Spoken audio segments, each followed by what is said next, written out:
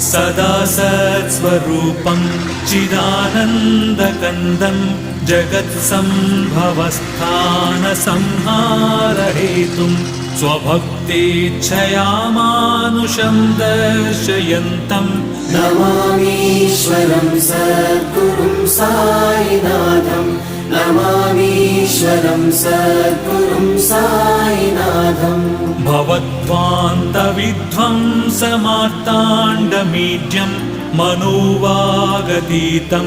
मुनिर्ध्यानगम्यं जगद्व्यापकं निर्मलं निर्गुणं त्वां नमामीश्वरं सद्गुरुं साईनाथं नमामीश्वरं सद्गुरुं साईनाथम् भवाम्बोधिमग्नार्दितानां जनानां स्वपादाश्रितानां